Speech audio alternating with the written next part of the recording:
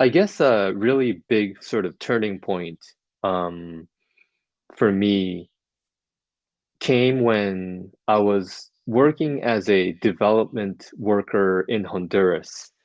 So this Mm. was after I had left finance, and I was in Honduras for a total of 2 years, selling green coffee. Um, and one day I sort of met this young man. I think he was in his early 20s, and he was a Coca-Cola vendor. So he would go from shop to shop and sell Coca-Cola bottles. And he saw me, this strange looking foreign guy sitting alone in the restaurant. And he Mm. came up to me and he was like, "Where are you from? Like, what are you doing here?" And casually, he struck up a conversation and I got to know him fairly well. And his English was broken, but it was still good enough for us to have a fairly basic conversation. And so I said, "Wow, like, how did you learn English? No one else here speaks English. They only speak Spanish." And then he took out his phone and he showed this application called Duolingo. Mm. And it's a free app, widely available, that runs on, simple, basic smartphones.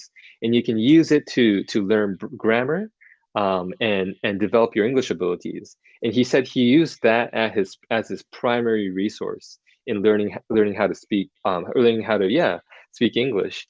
And I was very impressed by that. And I thought, wow, even a 20-something-year-old boy from Honduras, as long as he has a smartphone and internet connection, and the willpower to learn a new academic, subject, he's able to do so.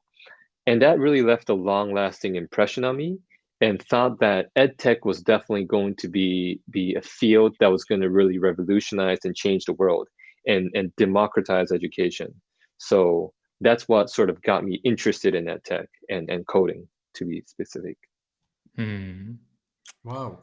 And I've always seen, I mean, we're all familiar with Duolingo here. We've all used it at some point in our lives. I've, Yeah, sure.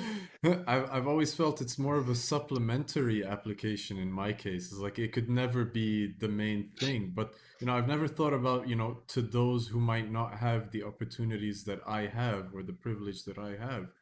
Something as Mm, simple as mm. Duolingo could give them a world of opportunity, So Right, that, right. yeah. Because when it comes to, like, listening, yeah, when it comes to learning how to, um, I mean, there's YouTube, right? There's pirated movies that he watched, so he could really understand what, like, pronunciation and all of that he could pick up through these mediums.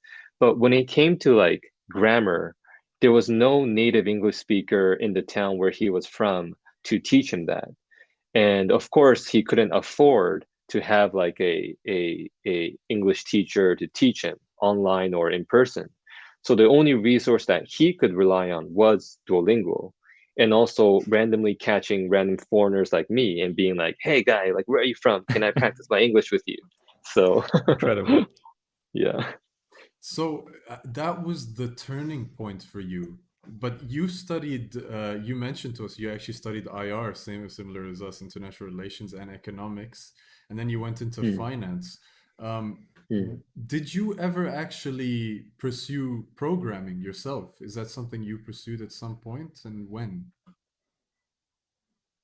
No, so yes, like you said, I studied international relations and minored in economics for my bachelor's, and for grad school, I got my master's in education technology. And so all of the programming knowledge that I have, which is fairly limited, to be honest with you, is all self-taught. It's all self-taught through courses like, Code Academy. It's all self-taught through what I was learning through my job, actually, when I had to teach kids. And so everything that I picked up to this point was never really through formal education, except for maybe like one or two classes that I took in grad school. But besides from that, yeah, it was all just kind of picking different MOOCs, massively open online courses, and yeah, kind of trial and error.